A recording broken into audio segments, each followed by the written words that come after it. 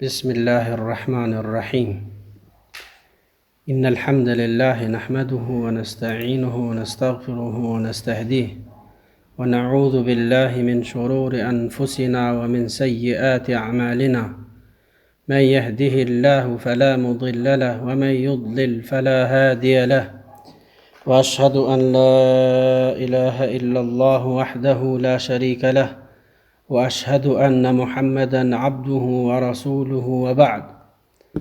Në emrin e Allahut, mëshiruesit, mëshirbërësit, falënderimet I takojnë Allahut. Atë falenderojmë dhe për Tij, ndihmë dhe falë kërkojmë. I kërkojmë Allahut Azza wa Jall na ruaj nga keqja e vetëve tona dhe e punëve tona. Dëshmojmë dhe deklarojmë se nuk ka të adhuruar tjetër më drejt përveç Allahut Azza wa Jall dhe se Muhamedi është rob dhe I dërguari I Tij sallallahu alaihi wasallam. Envijim, tema vazhdon që të jetë pra në hadithet të cilat na shpjegojnë formën e namazit të dy bajrameve.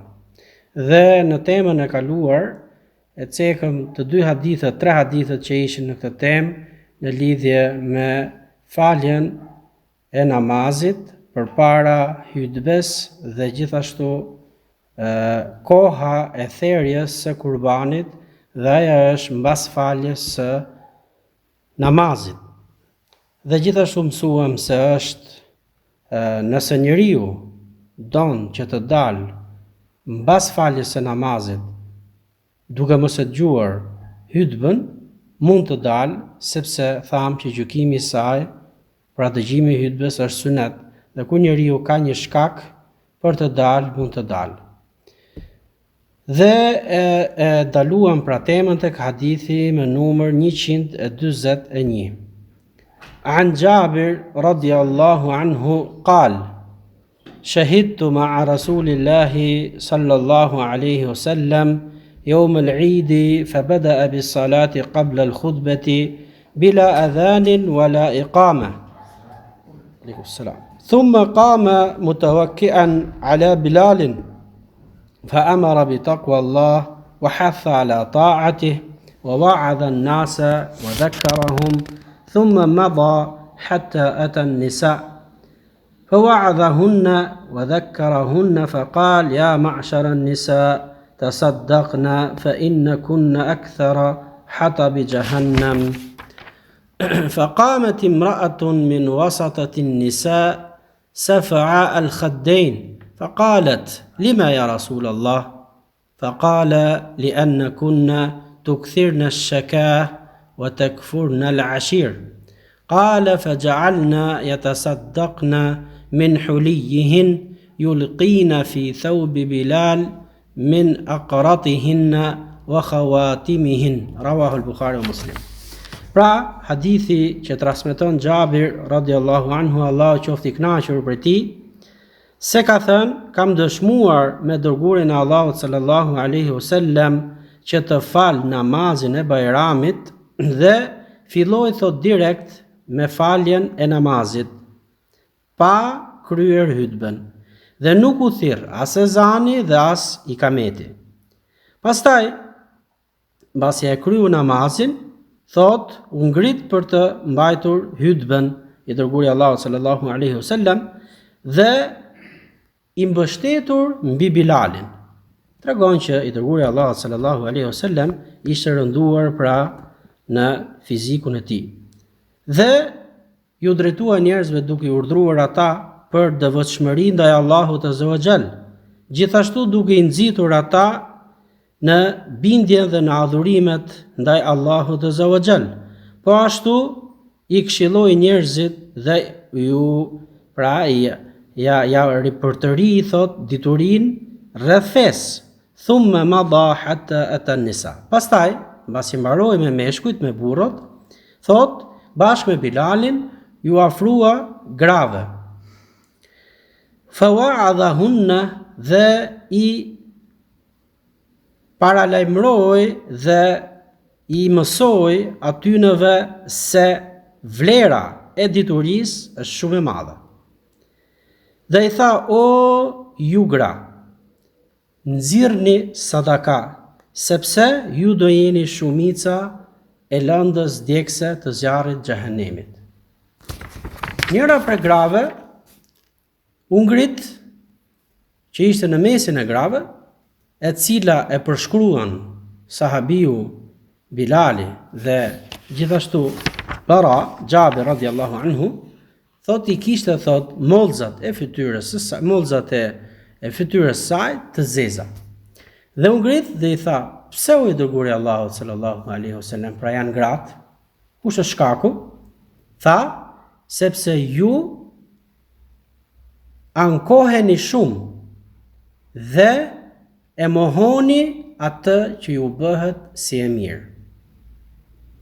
Qala, sa po e dëgjuan këtë gratë, u ngritën dhe dhanë sadakat çdo gjë që kishin me vete prej zbukurimeve.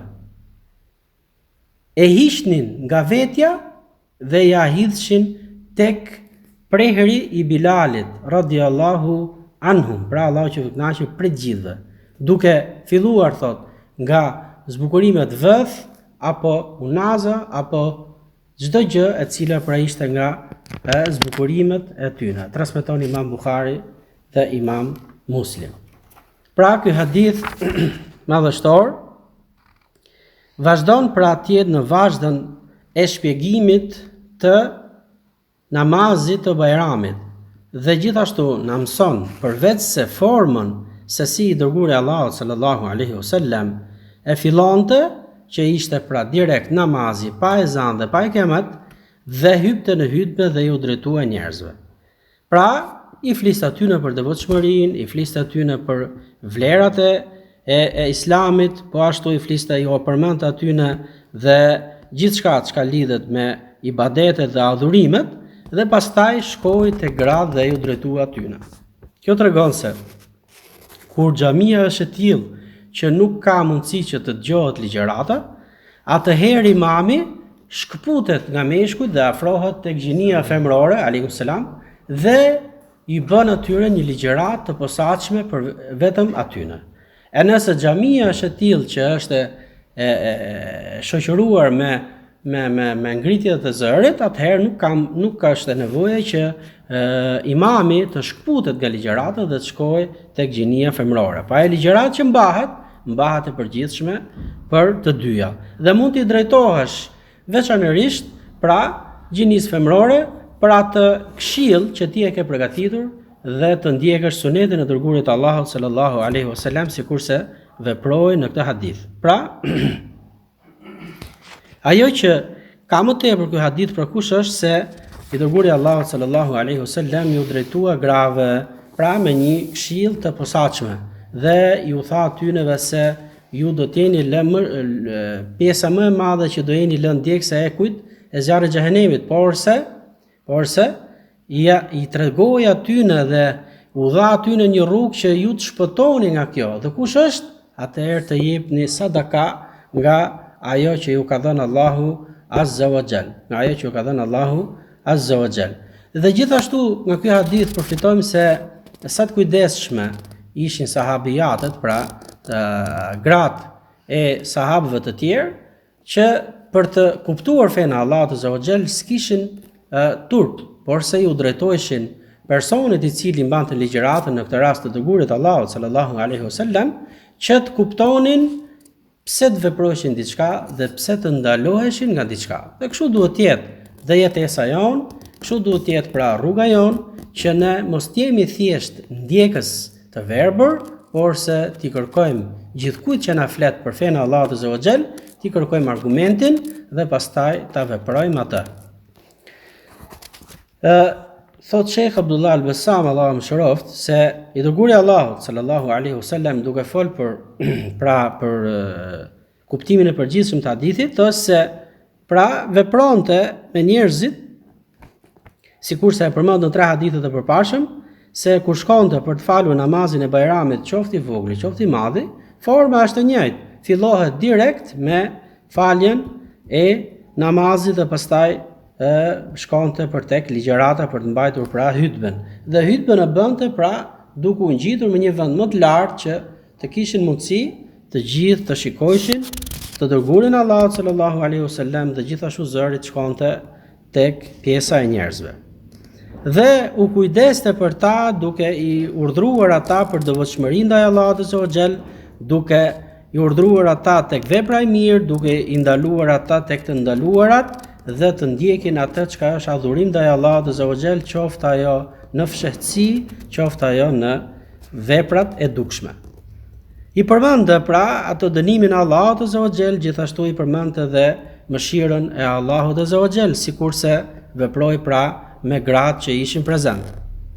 Dhe kjo është shembull për ne që njeriu duhet që të jetë i kujdesshëm për ligjëratën kur ta mbajë, që t'i drejtohet të gjithë pjesës që janë prezent, qofshin ata pra meshkujt, qofshin ato femrat, qofshin ata dhe të vegjëlit që janë në mesin tonë.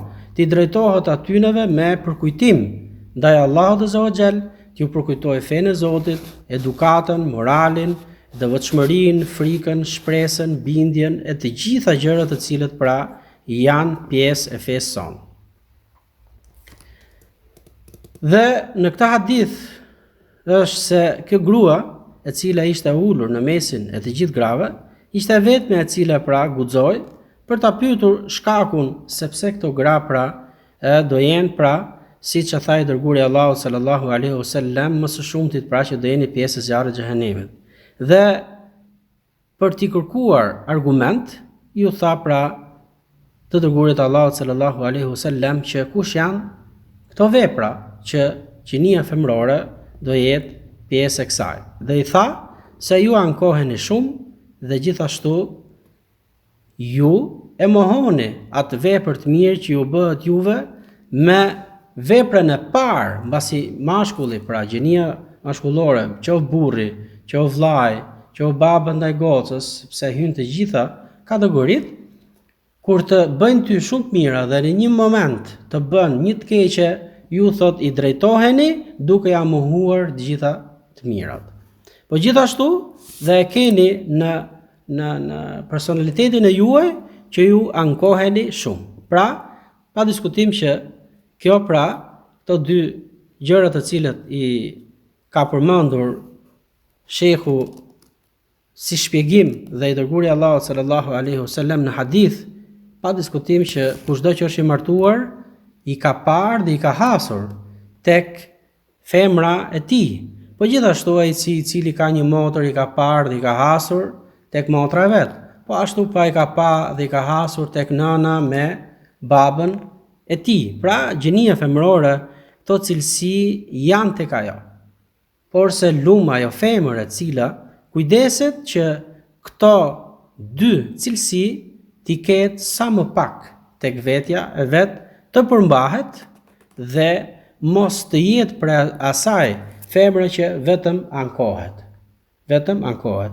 Nëse do jetë e domosdoshme, le t'i ankohet Allahut azza wa xal, sepse atje është pra ajo shpëtimi, atje është pra gjetja e rrugës drejt ose gjetja e nevojës të cilën ti e kërkon.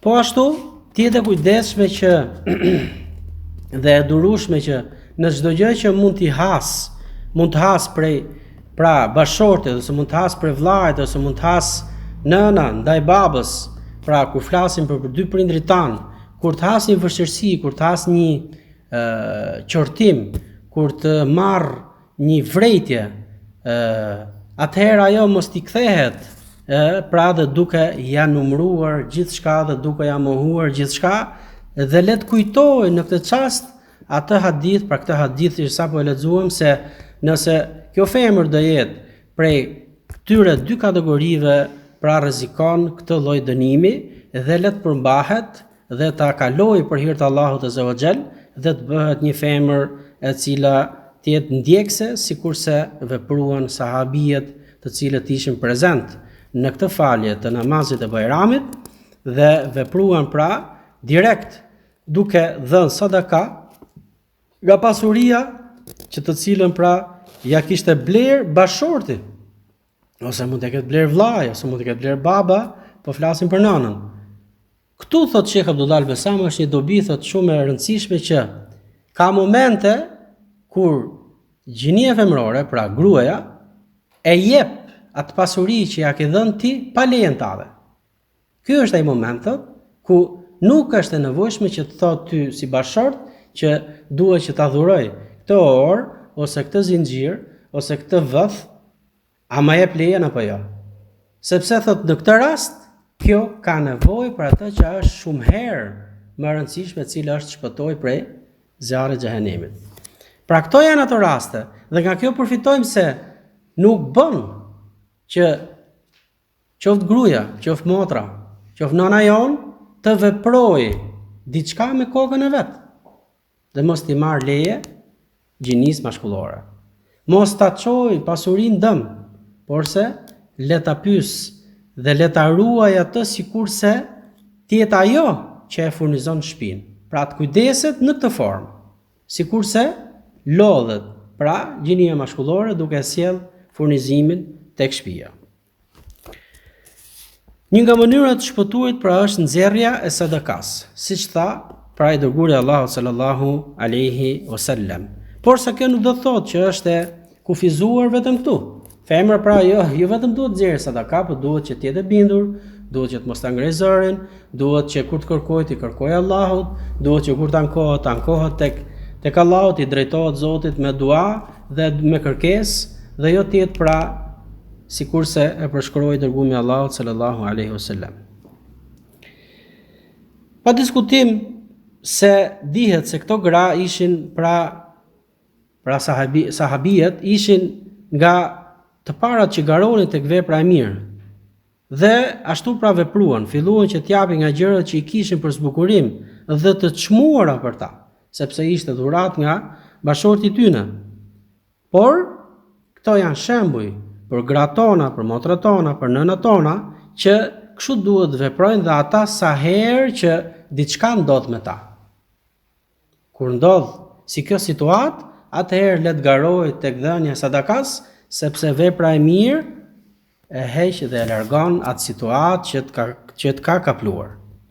Disa dobi që ka përzgjedhur Sheikh Abdullah al-Besam për këtë hadith është se, siç e tham dhe tek hadithet e mëparshme, se gjë e parë që vepron imami kur shkon tek vend falja e namazit të dy bajrameve është fillimi me namazin dhe pastaj hutbja.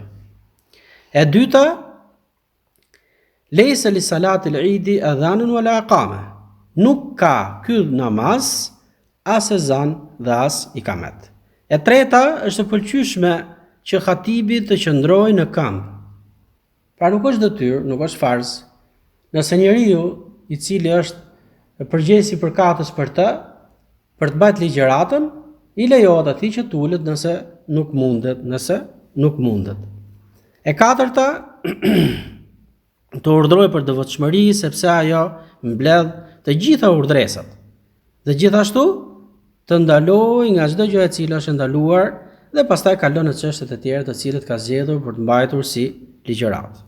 Po ashtu, dobi është se paralajmërimi i njerëzve me dënimin e Allahut dhe me shpresën tek ai, pra janë qëllimi i hutbes së këtyre bajrameve. Për kjo është si thosh tema më kryesore, ku njerëzit pra duhet që ta dinë se Allahu Azza wa Jalla është dënues, po Allahu Azza wa Jalla është falës. Dhe rreth kësaj e mban ligjëratën sikurse pra e ka përzgjedhur i dërguari Allahut sallallahu alaihi wasallam. Gjithashtu dobi tjetër është se t'i veçojmë gratat me përkujtim, sikurse veproi i dërguari Allahut sallallahu alaihi wasallam. Pra imami përzgjedh pra një fjalë të shkurtër për ta dhe i përkujton ata për Allahun, për fenë e tij. E shtata, gratë dilin për tek vendi i faljes në kohën e pejgamberit sallallahu alaihi wasallam, gjithashtu pra duhet dhe gratë tona të veprojnë të njëjtën gjë. Dhe do vinë hadithe më pas ku gjenia femrore dilte edhe kur nuk kishte mundësi, pra siç është pra ndalesa nga namazi që është pra të përmujshmet e saj. Gjithashtu pikë tjetër është se ata veçohen nga prezenca e meshkujve, pra largohen nga ata qoftë në vend faljen, qoftë dhe në xhami kur nuk kena mundësi që të kemi një vend ku falet namazi i bajrameve. Dhe gjithashtu ndalesa ose pengesa midis dy gjinive mund të bëhet qoftë me mur, qoftë me perde, qoftë pra prej i cili ndërtohet me dru, sikurse janë shumicat e xhamive sot. Gjithashtu, pikë tjetër të cilën ka përzgjedhur imami Sheikh Abdullah Al-Bassam është se pra nga cilësitë të cilat nuk janë të pëlqyeshme tek gratë, pra janë ajo e cila pra ankohen shumë dhe mohojnë atë gjë të cilën pra u bën bashorti i tyre gjatë gjithë kohës, sa po shikojnë një diçka e cila është e papëlqyeshme, ja numrojnë atij gjithçka. Por kjo nuk është cilësi që duhet ta ketë gruaja besimtare. Pika vijuese është se sadakaja është shkak për të shpëtuar nga dënimi i Allahut Azza wa Jall, dhe këtu pra hadithi është më së i qartë. E 12-ta është se mukhatabatu nisa as-sahabatu lin-nabi sallallahu alaihi wasallam fima yahummuhun amruhu. Pra, drejtimi ose forma që zgjodhi gruaja që ishte në mesin e gjithë grave, që ishte kjo sahabia, është argument për ne se bën që gjinia femërore të flasi gjinisë mashkullore për diçka që e ka të nevojshme, por duke i pas të gjitha cilësitë që duhet ketë një besimtare, pra e mbuluar, e pasbukuruar, e ul shikimin, zëri nuk e zbukuron dhe kërkon atë që duhet të kërkoj. Gjithashtu pikë tjetër të cilën pra ka përzgjedhur shehu është se dituria pa veprim s'ka kuptim. Pra nuk ka dobi. Njeriu duhet që çfarë të ketë dituri të mësoj dhe me atë dituri ta shtyjë tek vepra e mirë.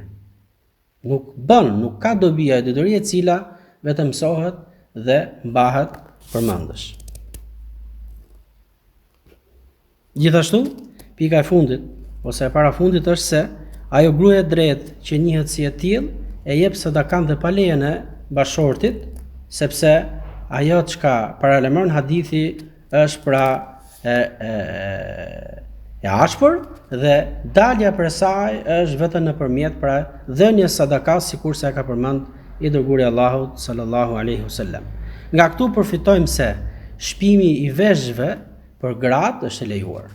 Pra nëse dikush na kërkon argument se lejohet që të shpohen gratë ta shpojnë veshin apo jo, atëherë ky hadith që thot hoqi nga vëthi, pra nga veshi vëthin dhe ja dha Bilalit radhiyallahu anhu, tregoj që ajo sahabia e kishte të shkuar. Ktu gjithashtu përfitohet diçka tjetër, që sa të kujdesshëm janë imamllarët e feston, ku nuk lejnë gjë pra pa përmendur dhe na e përcjellin atë në mënyrën më të saktë. Hadithi vijues me numër 142 an umma Atiya Nusaybah al-Ansariyah radhiyallahu anha qalet amarna ta'ni an-nabiy sallallahu alayhi wasallam an nakhruja fi al-'idayn al-awatiq wa dhawat al-khudur wa amara al-huyyada an ya'tazilna musalla al-muslimin wa fi lafdhin كنا نؤمر أن نخرج يوم العيد حتى نخرج البكر من خدرها وحتى نخرج الحيض فيكبرنا بتكبيرهم ويدعونا بدعائهم يرجون بركة ذلك اليوم وطهرته رواه البخاري ومسلم. Pra transmetohet nga Ummu Atiya al-Ansariya, pra prej ansarve, Allahu qoftë i kënaqur për saj, se ka thënë na urdhëroi dërgumi Allahut sallallahu alaihi wasallam që të dilshim në namazin e bajrameve, të dyja, pra të dy bajramet, çdo grua dhe çdo gocë e re e cila kishte hyrë në moshë.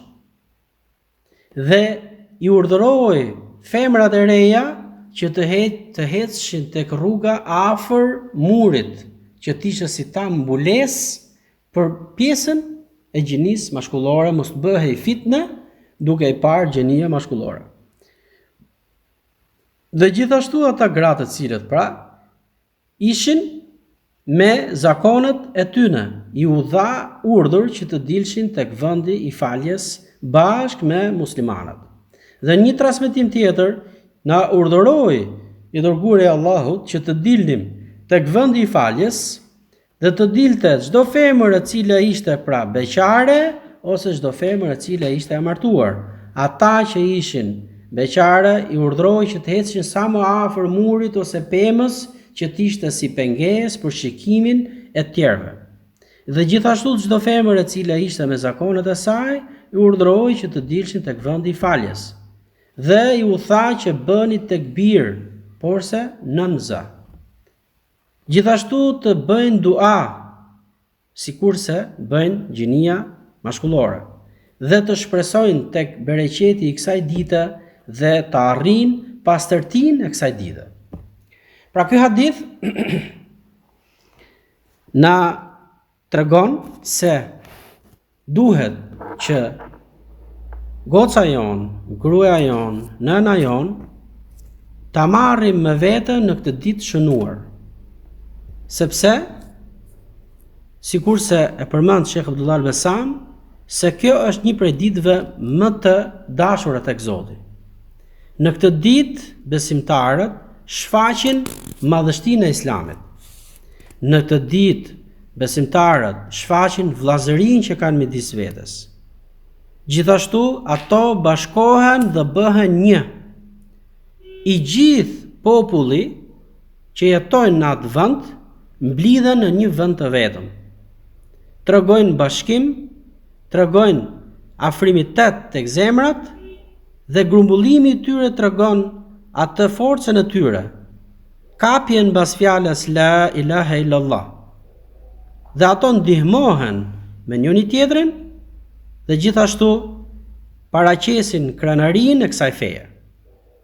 Prandaj, për të përfituar nga gjitha këto cilësi, i dërguari i Allahut sallallahu alaihi wasallam u kujdes që dhe gjinia femërore mos të jetë pas, po të jenë dhe ata të marrin pjesë tek gjithë këto vlera.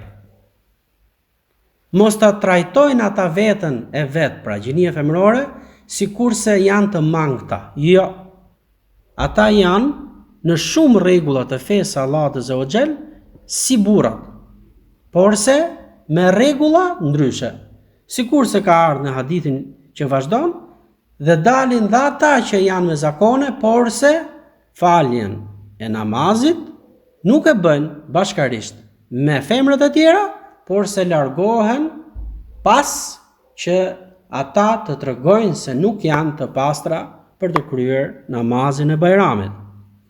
Dhe po ashtu kujdeset i dërguari Allahut sallallahu alaihi wasallam në hadith duke ju drejtuar femrave të cilat janë beqare dhe kanë hyrë në moshmadhore që të kujdesen duke ecur në rrugë të marrin pjesën pra më larg nga gjinia femërore dhe nëse ka mundësi që ka mur apo pemë, le të jenë sa më afër atyneve që mos të jenë objekt shikues për gjinin mashkullore.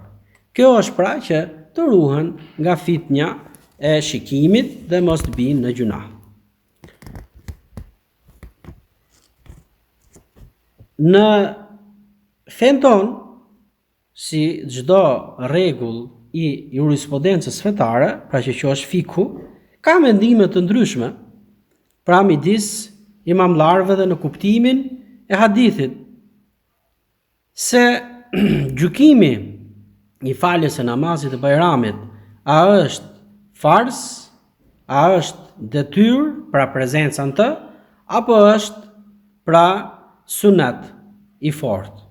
Dhe fjala më e saktë pra më të cilën pra imamlarët janë përmbledhur në këtë, kanë thënë se është pra, siç e thot Sheikhul Islam Ibn Taymija, siç e thot pra Imam Ahmedi, siç e thot Abu Hanife, po ashtu në transmetim të Imam Shafiut, Imam Malikut, sa ajo është pra fard ain, pra është detyrë për çdo kënd që ka mundësi që të prezantojë, dhe njeriu nuk duhet që ta lej këtë. Dhe gjithashtu, dhe për gratë, Sheikhul Islam Ibn Taymija, Allahu mëshirof, ka thënë se është detyrë që të paraqesin veten e vet te kjo vlerë e të cilën dhe të kjo mirësi të cilën e përmend hadithi i dërguarit të Allahut sallallahu alaihi wasallam. Dhe dobitë që përfitohen nga ky hadith pra janë se prezenca në namazin e Bajramit për gratë është detyrë, po ashtu edhe për meshkujt është e kërkuar dhe detyrë dhe farz në vetvete, dhe nëse nuk kanë mundësi, pra ato, nëse pra shkak siç është mosfalja e namazit, pra nga smundja ose nuk mundesh nga pleqëria shumë e fortë, ose nga fëmijë i vockël i cili pra nuk mundet që të vijë sepse se ka detyrë. E dyta, uxhubi ijtinabul haid al masjid li alla yatalawwath. Pra, ajo femër e cila pra është me përmushmet e saj, prezanton tek vendi i faljes së namazit të Bajramit, por se jashta xhamia nëse është e mundur që mos të jetë bashkarisht me femrat ku pra që ato që do falen, por se le të qëndroj jashtë dhe le të ngjoj ligjëratën me cilën pra do flasi imami mbas faljes së namazit. Gjithashtu pikë tjetër është se al-musalla al-eid lahu hukmu al-masajid. Pra vend falja që përzidhet për të fal namazin e Bajramit i merr kushtet dhe rregullat sikurse xhamia. Pra flasim për 2 rekatet, flasim pra për rregullat që ka xhamia, mos ngrihet zëri, mos bëhet muhabet i cili pra nuk i përket vendit të faljes. E katërta, an al-haid ghayru mamnu'a min ad-du'a wa dhikrillah. Alaykum salam. Falë, ti bëj pyetje. Ky porshi këtu. Jo, mos e lëviz. Por më vonë duhet vendi, por jo tash. Është se gruaja me cilin pra është pra me të përmushmet e saj, i lejohet asaj që të bëj dua, i lejohet asaj që të bëj dhikr tek Allahu Azza wa Jall, por se nuk i lejohet vetëm falja e Bajramit. E pesta dhe e fundit është se fadlu yawmul eid, mirësia e kësaj dite dhe mirësia e faljes së Bajramit, prezenca në të, vlerat të cilat pra përshfaqen në atë ditë janë aq mëdha dhe prandaj është shtys për të prezantuar gjithkush.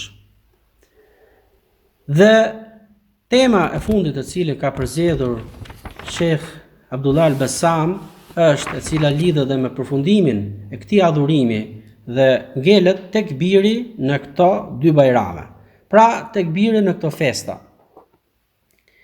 Fjala e Sheikhul Islam Ibn Taymiyes Allahu mëshiroft pra e ka nxjerr Sheikh Abdullah al-Bassam, dhe këtu duhet përfitojmë neve dhe ta keni dhe ju vëllezërit e mi, se njeriu duhet që të flasë atë çka e kanë përcjellur imamllarat përpara dhe të kujdeset me fjalët që nxjerr prej tij. Dhe kjo që na edukon Sheikh Abdullah al-Bassam në këtë libër është pikërisht kjo rrugë që edhe ne duhet zgjedhim, qoftë me familjarët tanë, qoftë me vëllezërit që kemi përreth. Pra, njeriu të kujdeset që të flasë gjithçka e cila pra e kanë folur imamllarat më përpara.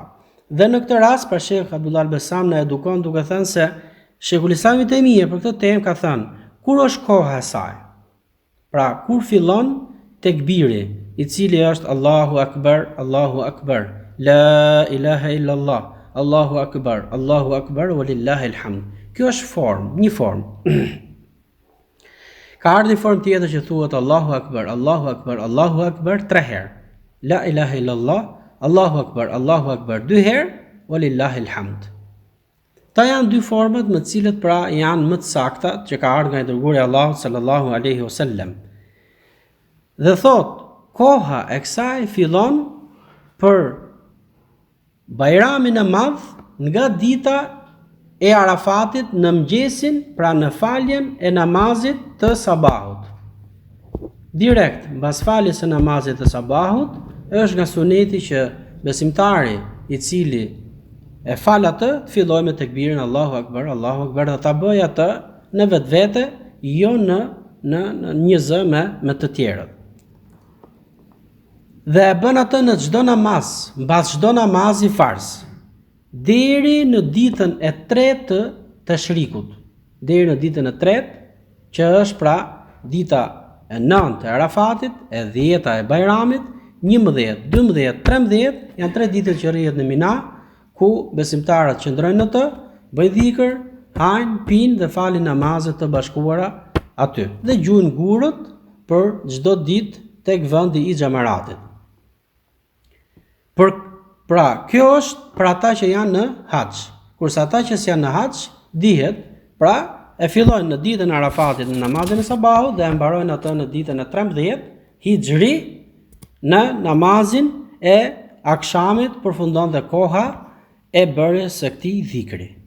Forma e tij është sikur se e tham më lart. Pra, forma e parë që është më e përdorshme dhe kjo është besoj më e sakta që është e ngritur tek pejgamberi sallallahu alaihi wasallam që është transmetuar se ka thënë Allahu akbar, la ilaha illallah, Allahu akbar, walillahi alhamd. Pra, te hadith e ka saksuar Imam Albani, është në Fethul Bari tek Sahih Buhari dhe hadithin e transmeton Jabir bin Abdullah. Dhe kjo është forma më e mirë. Dhe forma e dytë që ka ardhur është 3 herë në fillim Allahu akbar, pastaj la ilaha illallah, pa 2 herë Allahu akbar, walillahi alhamd. Këto janë 2 format më të përdorshme dhe këto janë format që ka rënë unanimitet dietarët mes veti për të përdorur. Rregull që përfitohet nga kjo është, besoj do ju vyej më vonë në kur t'jeni pra në pozicionin për t'i mësuar të tjerët. Çdo formë adhurimi, qoftë fjalë apo veprim, që është e sakt, ajo veprohet. Dhe jo të gjitha në një kohë apo në një vend. Marrim shembull. Shembulli është të 2 format e tekbirit. Edhe e para me 2 dhe e dyta me 3 herë Allahu akbar. Nëse e veprojmë në vetvete, pra jemi duke e thënë tani 1 herë, 2 herë, 3 herë formën e parë, nga 2 herë. A bën që ta bashkojmë me formën e dytë? Jo, nuk bën. Dhe pse është e lejuar? Kur njeriu zgjedh një adhurim i cili është i saktë me argument, më u vepru, qoftë fjalë, qoftë veprim, bën që ta veprosh. Kur ka 2 transmetime, siç ishte ky rasti, nuk bën ti bashkosh. Qoftë ajo në namaz, qoftë ajo jashta namazit. Thot Imam Albani, nëse njeriu, po themi shembull tjetër që ta keni më të qartë, ngritje e duarve. Nga ngritja e rukus, Sami Allahu liman hamida, ngrihen duart dhe shoqërohen. Ku shkojnë duart? Ai i cili thot që është sunet dhe është Imam Albani, thot, qëndron duart drejt, ashtu sikur se ishin në pozicionin e parë kur u futën në namaz. Imam Ibn Baz, imam të tjerë nga umeti jon, nga Arabia Saudite, thonë që duhet i kthejmë ato aty ku ishin, dhe thot ishin në gjoks. Sheikh Albani thot që kjo është bidat dhe nuk bën të veprohet. Sheikh Ibn Bazi thot kjo është e sakta dhe kjo është suneti dhe kështu veprohet. Nëse ti merr për veten tënde që thush Imam Albani ka të saktë, nuk bën që ti thush tjetrit ke bërë bidat. Sepse ai ka zgjedhur një fjalë të imamit tjetër me argument. Dhe po ashtu as fjala tjetër, pra personi që e vepron fjalën e Sheikh Ibn Bazit, nuk mund t'i thotë personit që ka zgjedhur për veten e tij që të veprojë me fjalën e Sheikh Albanit, ti po bën bidat. Kjo është ajo çka duam ju shpjegoj. Pra ja, çdo gjë që është argumentuar, qoftë fjalë, qoftë vepër, bën ta veprosh, po jo të dyja.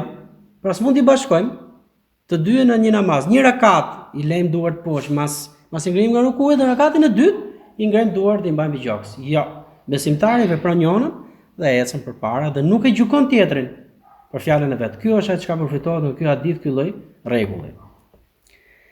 Dhe e fundit temë që ka zgjedhur Sheikhu Abdullah Al-Basam është se tekbiri dhe disa çështje të rëndësishme. Thot pra thënia Allahu Akbar në çështjet më të rëndësishme të jetës besimtarit, sepse nuk është vetëm pjesa e bajrameve, por njeriu thot Allahu Akbar kur ati bie një diçka e lumtur tek vetja e tij. Pra nuk thot nuk vepron sikur se veprojnë njerëzit e thjeshtë. Wow! Sa mirë që më erdhi kjo. Po thot Allahu Akbar.